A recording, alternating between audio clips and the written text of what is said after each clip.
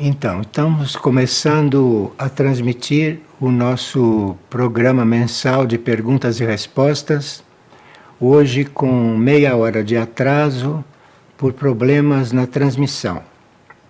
Então, vamos começar pedindo desculpas e esperamos que isto não aconteça mais. Primeira pergunta que temos aqui é: como poderíamos estar sendo mesquinhos espiritualmente? Bem, quando nós já conhecemos as leis espirituais e não as seguimos, então estamos sendo mesquinhos. E quando conhecemos as leis e não temos a disposição de segui-las, é porque temos medo da transformação. Se nós nos transformarmos, começarmos a nos transformar, não sabemos o que vai acontecer conosco, e há pessoas que têm medo da transformação.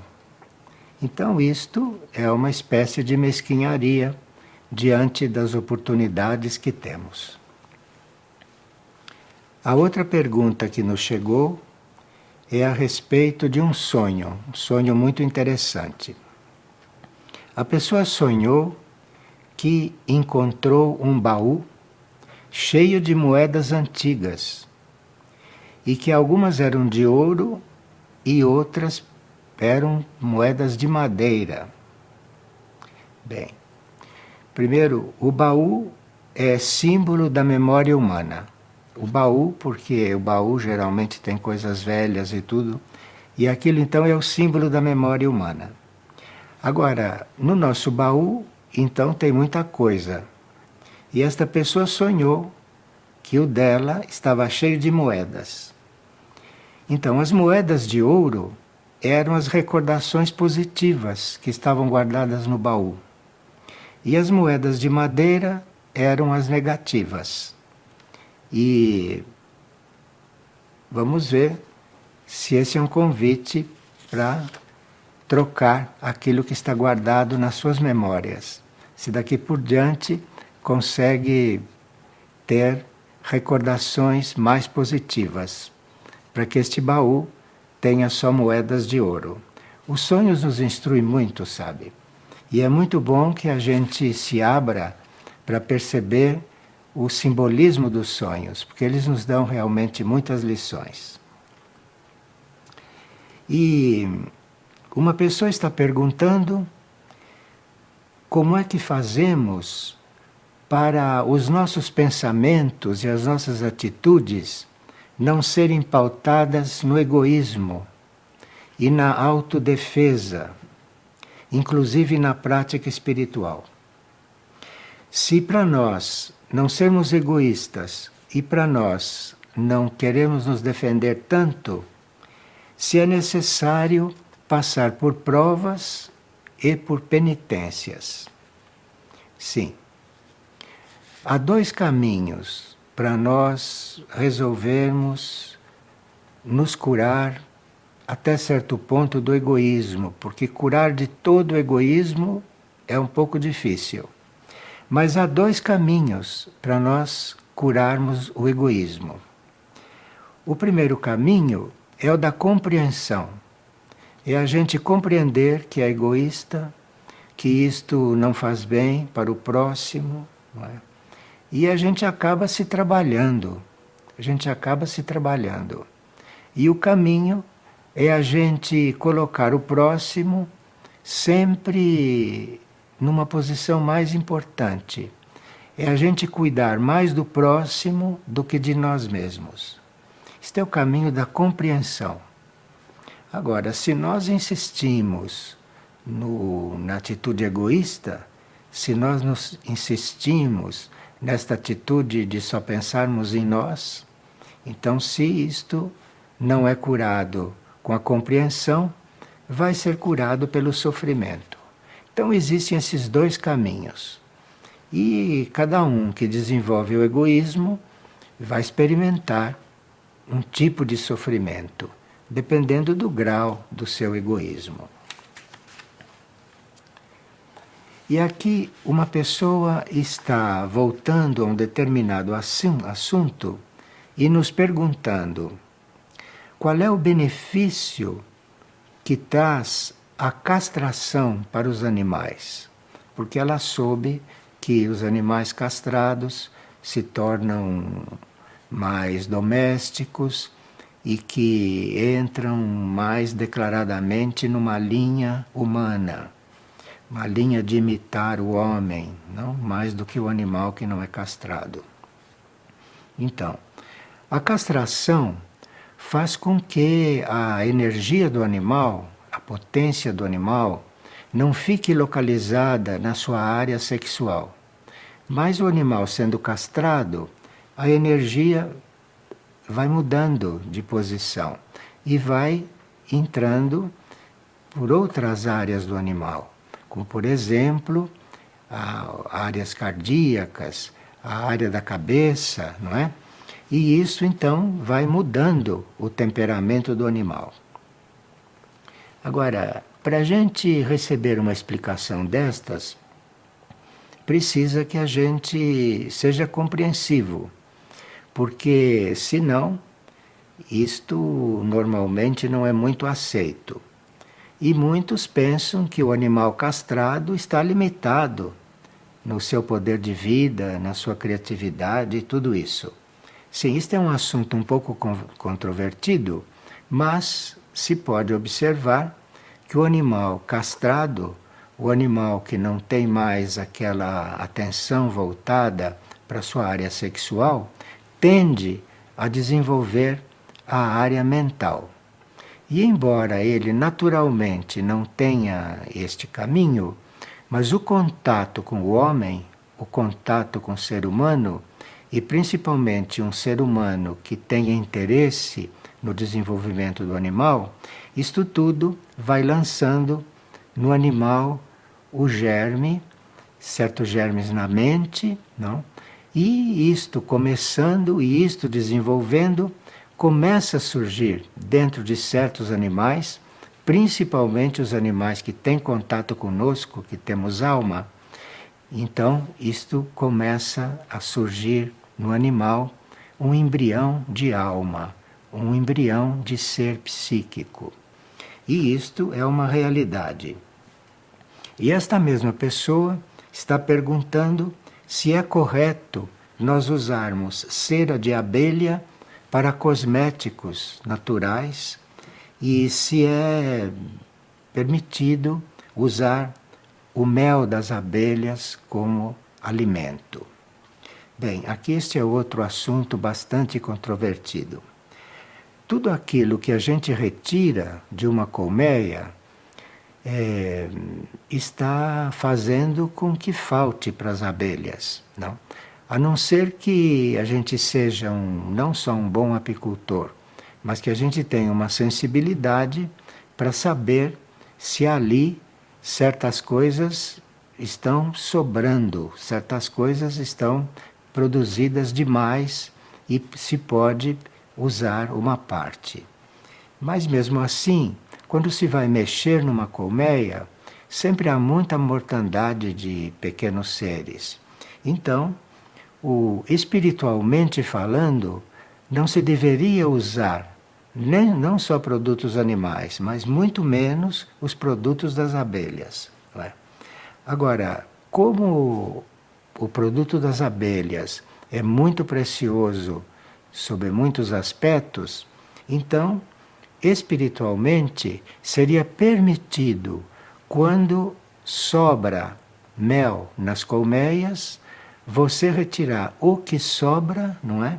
Mas só para usar em tratamentos de saúde ou em certos regimes alimentares.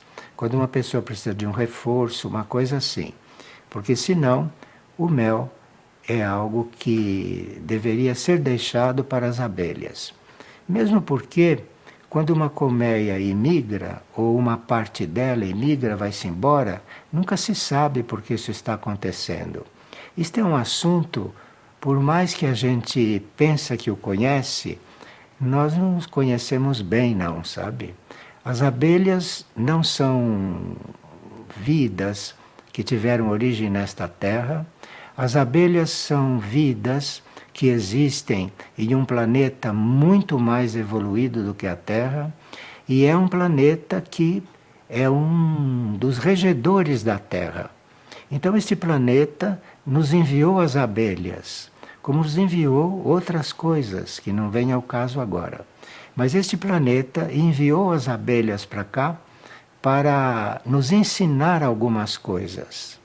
E espiritualmente, elas foram enviadas para cá para que a gente aprenda com elas a viver em coletividade. Porque ali a organização coletiva das abelhas, a organização de uma colmeia, é algo que pode nos ensinar muitas coisas. Então as abelhas foram mandadas para cá por um planeta muito mais evoluído, não? E que foram mandadas para cá para nos ensinar muitas coisas. E assim como o reino vegetal tem muitas coisas a nos doar e que nós nem sabemos que elas existem, não é? Assim também o reino das abelhas teria muitas coisas para produzir na convivência conosco e que nós desconhecemos.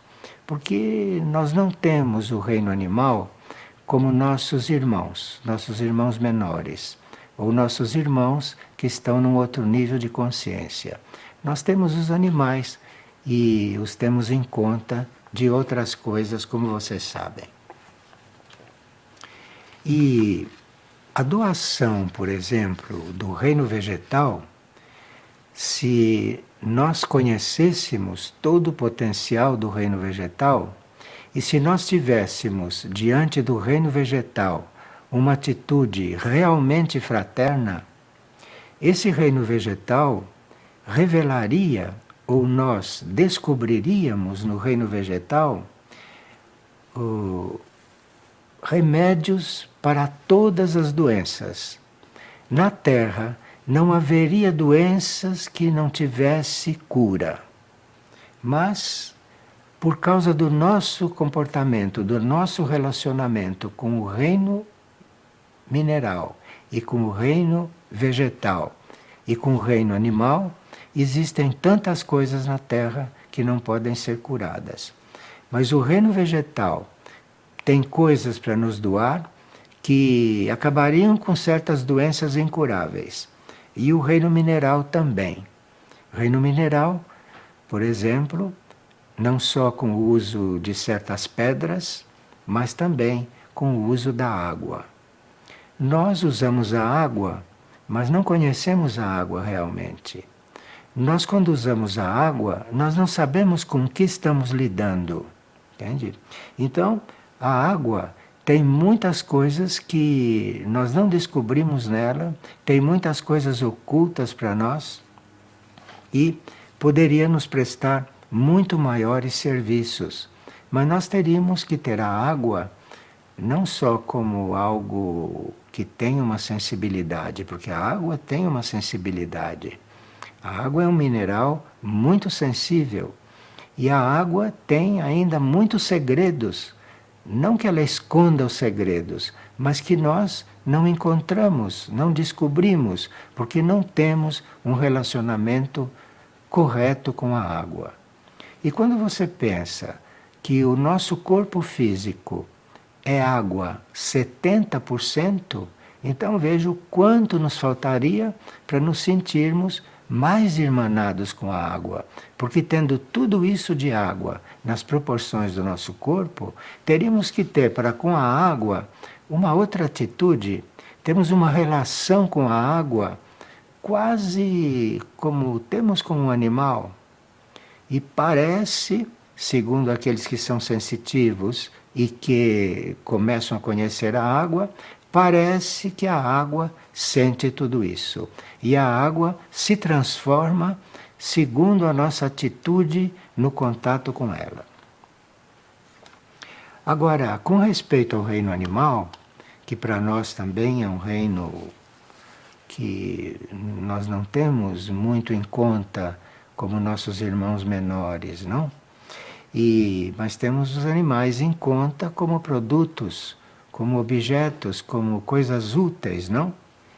E existe um DVD, existe um vídeo que faz parte de uma campanha nacional em favor da compreensão dos animais e que é um vídeo que pode ser obtido gratuitamente e que nós gostaríamos muito de anunciar isto aqui nesse programa. E quem quiser receber cópia deste vídeo, que se chama Campanha Nacional em Favor dos Animais, pode procurar pelo e-mail e o recebe gratuitamente. Pelo e-mail contato@servegano.com.br. E o produtor deste vídeo é uma criatura que se chama Vandir e que está à disposição para enviar gratuitamente para todos aqueles que o pedirem. E este vídeo é muito importante porque pela primeira vez a gente vê fotografado, a gente vê mostrado o tratamento selvagem que certos seres humanos dispensam ao reino animal.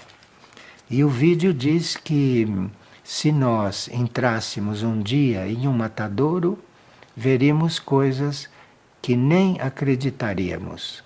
Então estamos aqui anunciando estas coisas para que vocês tenham aonde buscar certas informações para eventualmente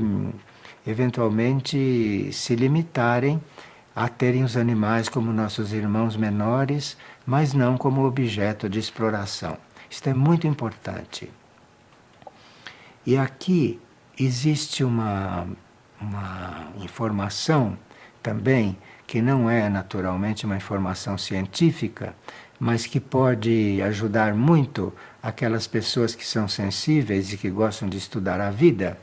Aqui existe uma informação que é o seguinte: enquanto nós derramarmos o sangue animal, haverá guerras no planeta.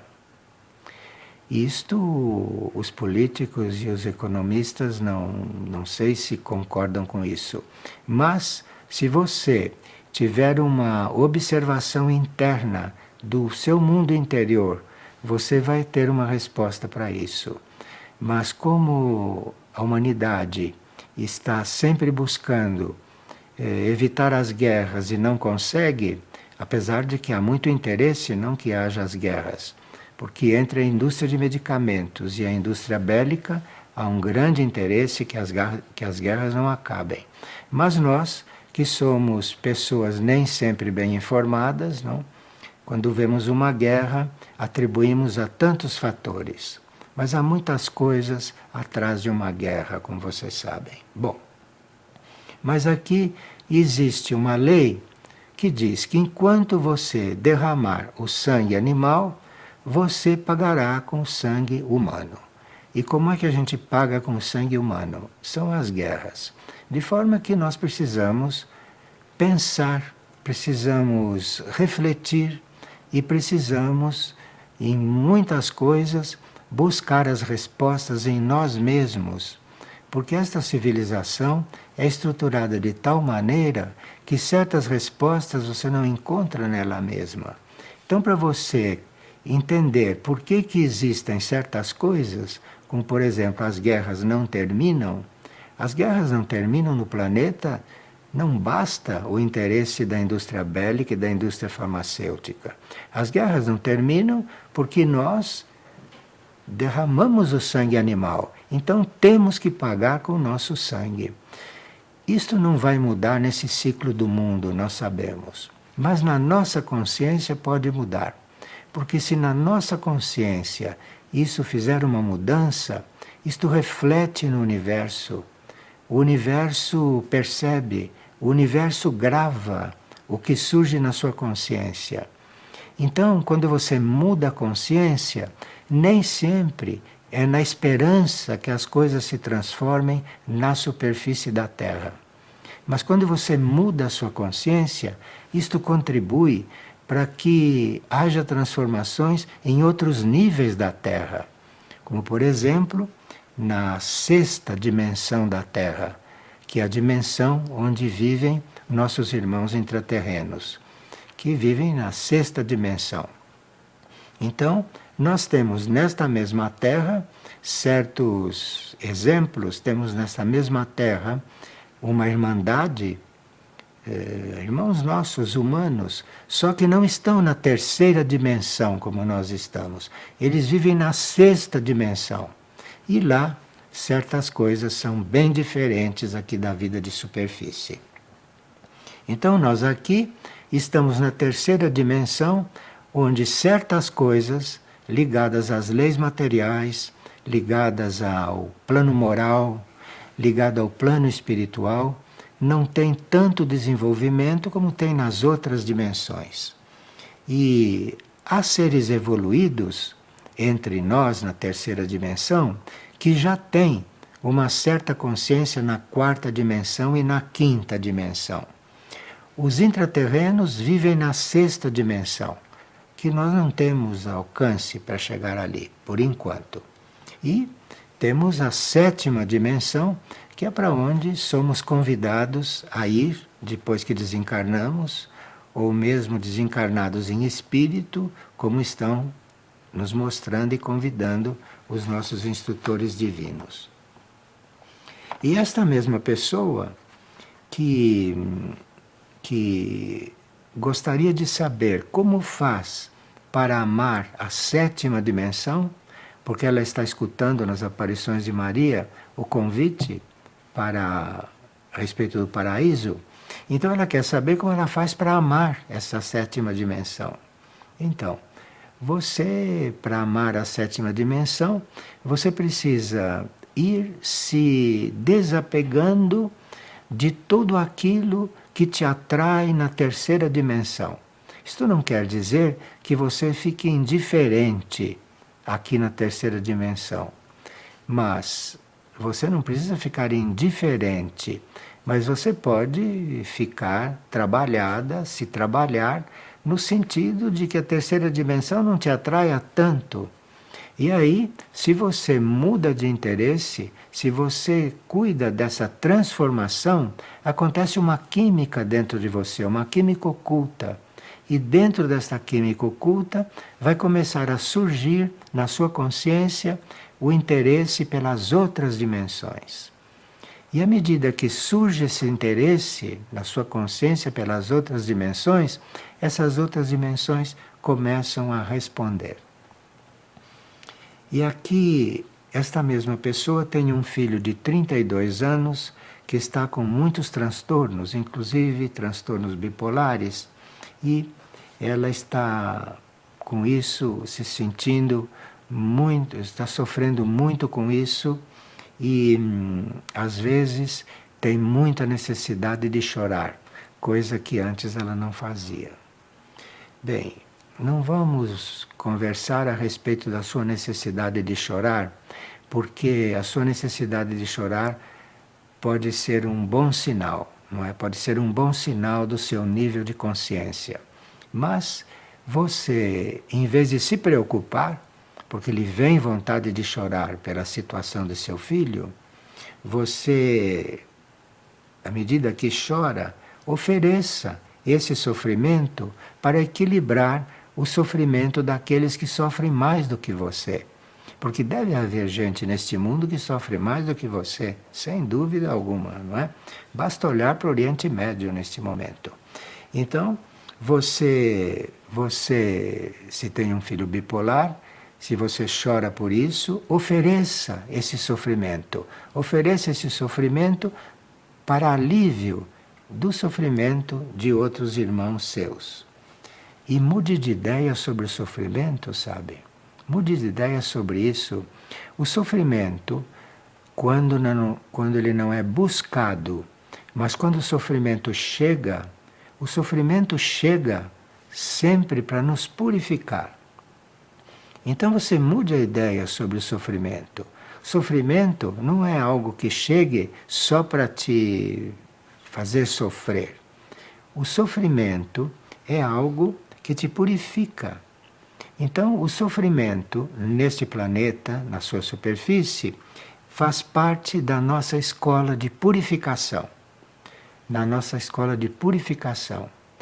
E há tipos de sofrimento que nos purificam mais rapidamente.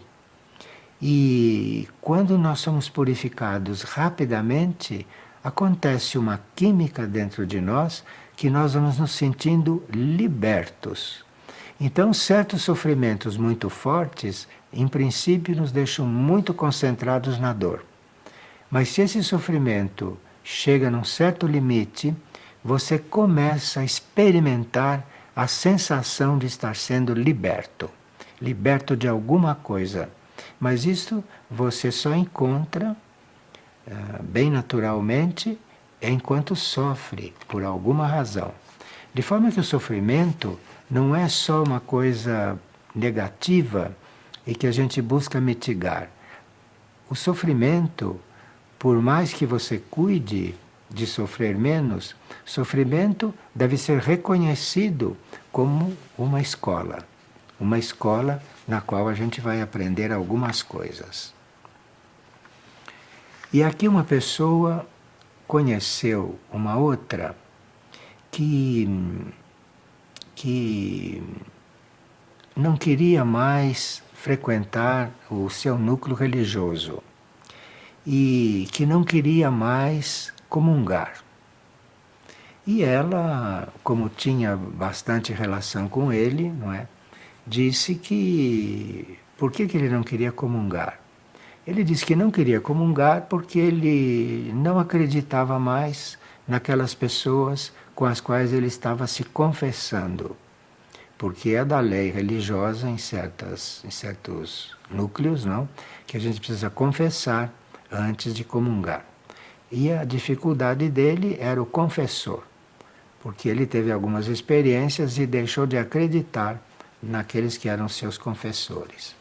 Então ela entregou isso ao seu coração, perguntou como poderia ajudá-lo. E lhe veio uma ideia. E ela disse a ele: se você não crê mais nos seus confessores, você se confesse diretamente com Deus. Se confesse diretamente com Deus. E se você conseguir se abrir completamente diante de Deus que te criou, ou diante do seu ser superior, ou diante do seu espírito, se você se considera confessado realmente, você pode sim comungar. E ele experimentou fazer esta experiência e parece que em seguida fez uma das suas melhores comunhões, depois de ter se confessado diretamente a algo superior. E ela está na dúvida, por isso que ela nos escreveu, e ela está na dúvida se o aconselhou corretamente. Bem, o que nós podemos dizer, além de que se o resultado foi bom e se ele resolveu o problema, que para ele estava certo, bem, eu acho que o mais seguro mesmo é você se confessar com o alto, você se confessar com aquele que te criou, ou com aquilo que te criou. Ou você se confessa com Deus diretamente, e você vai se abrir muito mais, e isto eu acredito que esteja correto. E aqui, uma pessoa que está muito fiel aos exercícios espirituais que tem recebido, ela disse que tem orado as 1500 contas na Maratona da Divina Misericórdia e que numa dessas maratonas em que ela fez isso com mais honestidade e com mais realidade, ela teve um sonho. E nesse sonho, ela estava em um campo aberto. E havia alguns animais, entre eles os animais que ela tem em casa, que ela no sonho estavam com ela. Porém, a uns 3 metros de distância dela, havia uma imensa serpente enrolada. E essa serpente era muito grande e no sonho tinha um tamanho bastante desproporcional com respeito às outras serpentes. E essa serpente no sonho olhava firmemente para ela. que estava assim a 3 metros. E ela sentiu que o olhar da serpente a desafiava. Então ela pensou, mas se ela vier em minha direção, o que eu vou fazer? E ela foi como se recebesse uma impressão de que devia se manter calma, de manter-se calma e imóvel. Evidentemente, nesse sonho, a serpente representava ou simbolizava as forças do mal, as forças negativas, que tomaram aquela forma. E ela então, que sabia de tudo isso, porque é uma pessoa que tem essa preparação, decidiu se deitar no chão e aguardar. Então, no sonho, ela teve a seguinte experiência. Ela ficou completamente imóvel, em todos os sentidos. Inclusive parou de ter formas, pensamentos sobre aquela serpente. Então começou a sentir que a serpente começou a se deslizar e vir na direção dela. E ela continuou imóvel. Teve como que uma ordem no sonho para se continuar imóvel. E aí a serpente deslizou, começou a caminhar sobre o corpo dela, mas ela não sentia o peso da serpente. Era como se a serpente flutuasse sobre ela. A serpente foi até o seu ombro esquerdo e ela se mantendo impassível no sonho. Contornou a sua cabeça, depois desceu pelo braço e a serpente foi embora. Esse foi o sonho dela. Foi o sonho dela e ela então aí levantou-se e foi para outro lugar.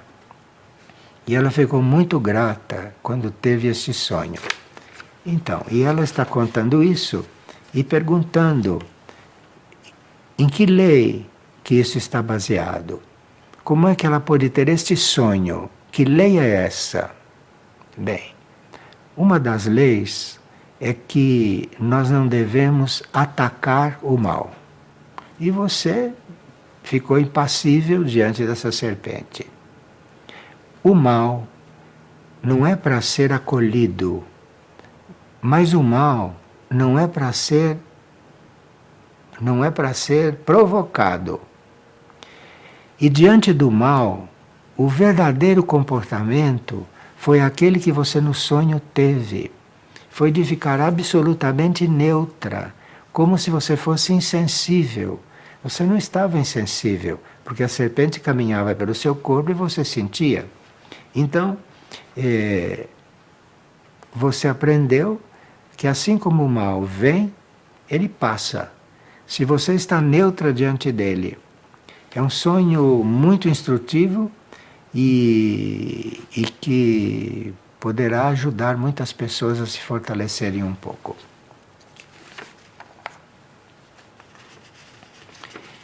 E aqui uma pessoa tem algumas perguntas.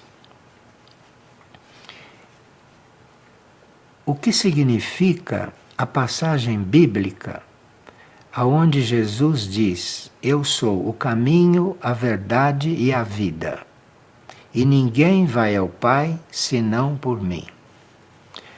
Olhe,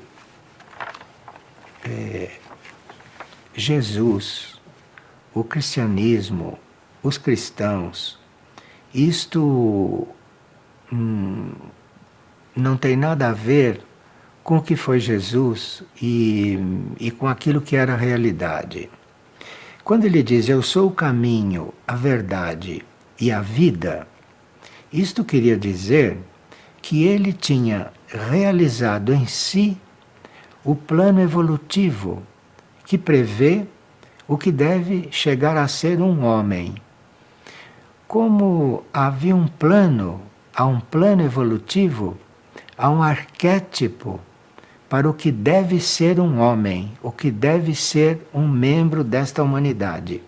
E por isso, lá nos evangelhos, ele diz: "Eu sou o caminho, a verdade e a vida". Isto é, ele ele chegou à realização daquilo que seria o plano para um homem.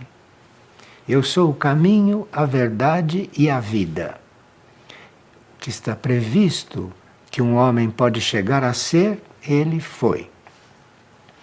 Então, vê-se que isto é algo que ou você sente no seu coração, ou não tem discussão teológica sobre isso, né? Agora, com respeito à Bíblia, você está perguntando sobre outras passagens da Bíblia. Veja, a Bíblia é um livro que é um texto que foi muito traduzido, muito editado, não é? E na Bíblia, o mais seguro é você buscar a perceber a essência do que está sendo dito ali.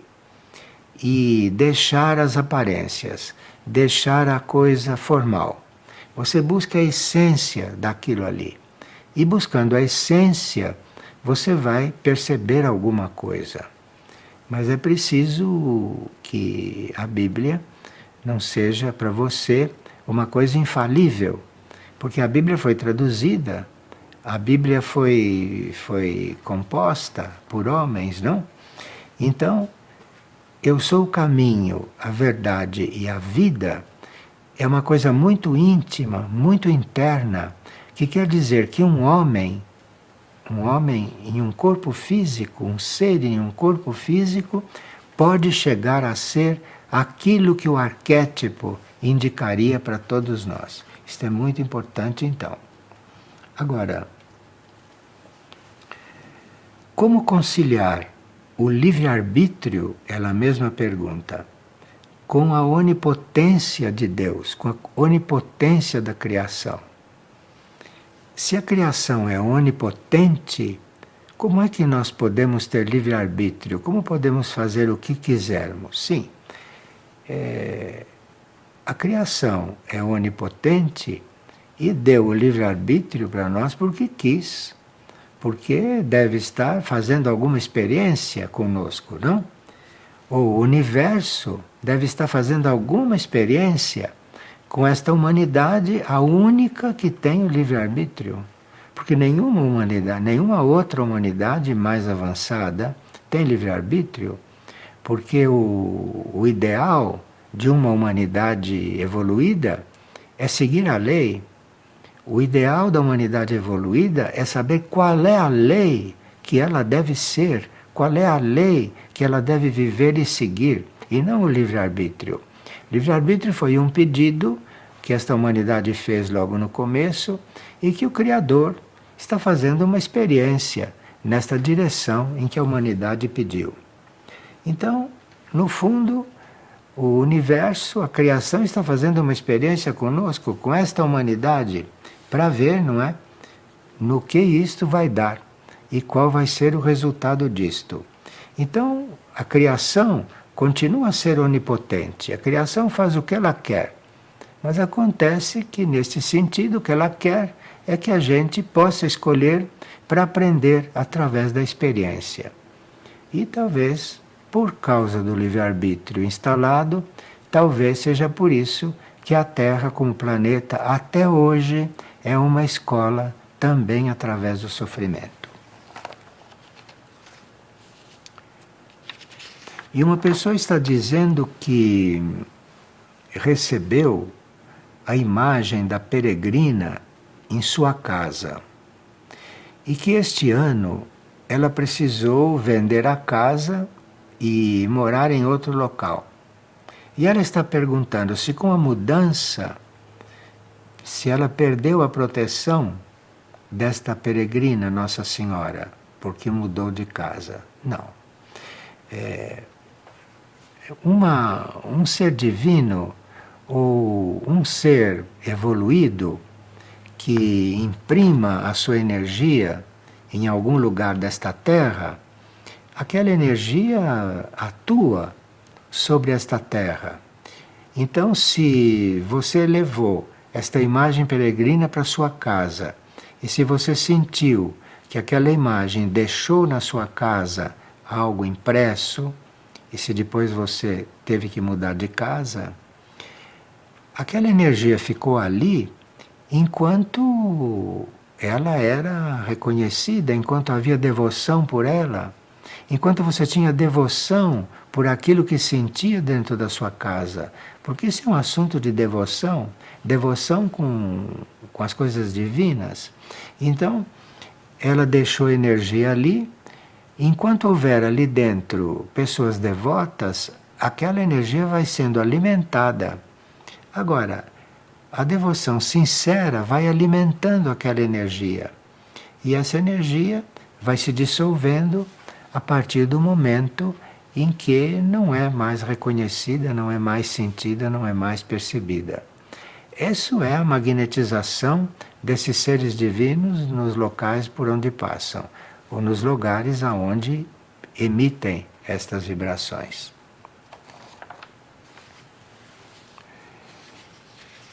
E uma pessoa está pedindo se nós podemos aprofundar um pouco essas duas aspirações da alma.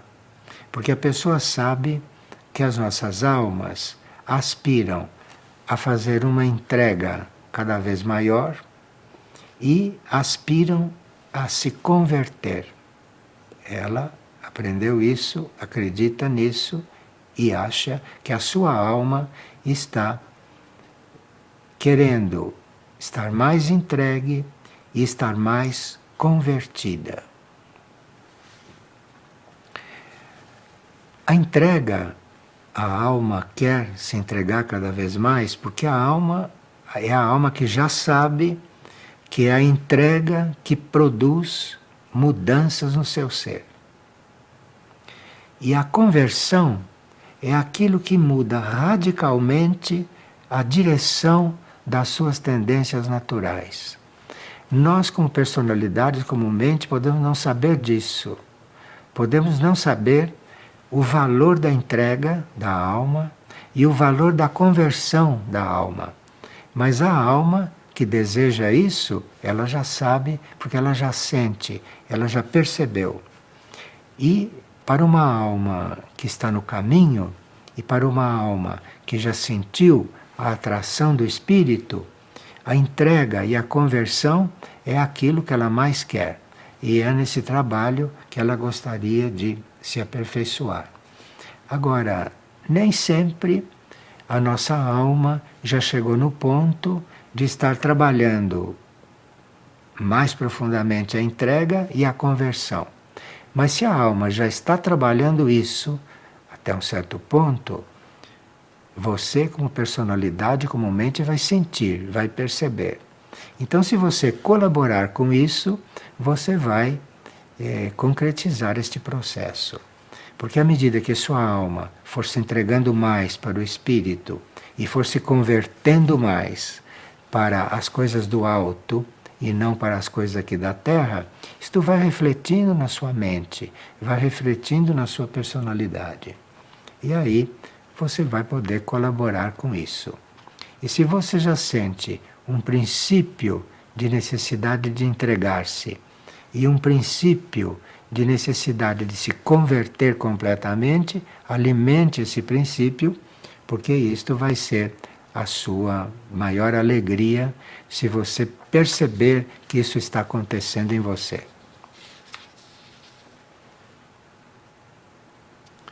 Uma pessoa está perguntando: como poderemos viver na prática o mandamento de amar os inimigos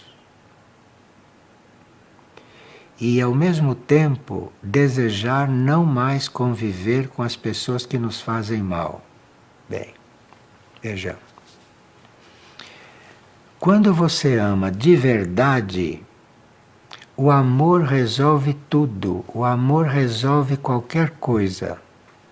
De forma, se você chega a se trabalhar para amar o inimigo, para você amar aquilo que quer te prejudicar, você não tem mais ideia nenhuma a não ser amar aquilo, se está amando mesmo. Porque é o fato de você amar o inimigo é que vai resolver todos esses problemas que a sua mente está apresentando. Porque você está perguntando se como é que eu faço para me controlar depois, e se eu cuido de amar, se assistir o que acontece, como acontece com os demais. Enfim, quando você ama o seu inimigo de verdade, esse amor vai resolver todos os outros problemas. Esse amor vai resolver todas as questões da sua mente. A mente em si, a mente cria muitos problemas, mas a mente resolve poucos problemas. Então, tudo aquilo que aparece na sua mente e que você não consegue resolver, você experimente amar. Porque o amor resolve qualquer coisa. Isto é uma experiência que muitos iniciados têm, que o amor resolve qualquer coisa.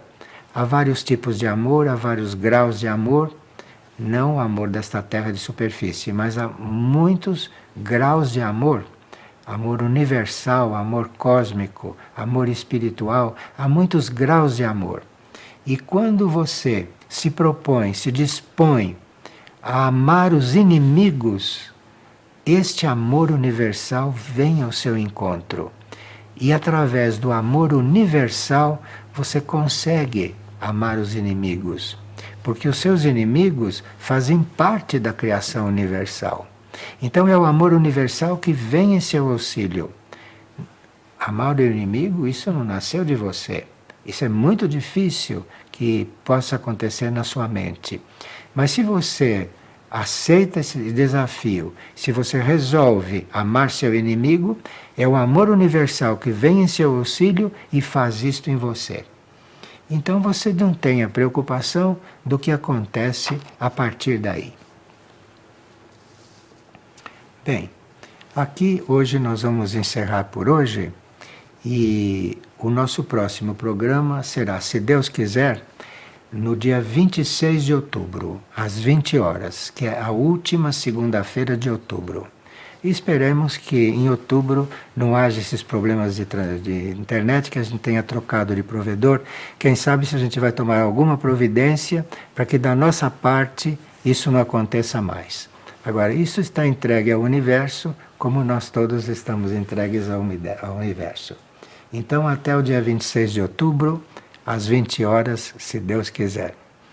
E continue mandando suas perguntas, porque eu sei que há muitas pessoas que estão coligadas conosco e muitas coisas nós temos respondido por carta, muitas coisas pela internet e temos o sinal no nosso coração que devemos prosseguir. Então vocês continuem enviando essas perguntas, que parece que isto vai continuar. Nós vamos encontrar um outro provedor. Muito obrigado, viu?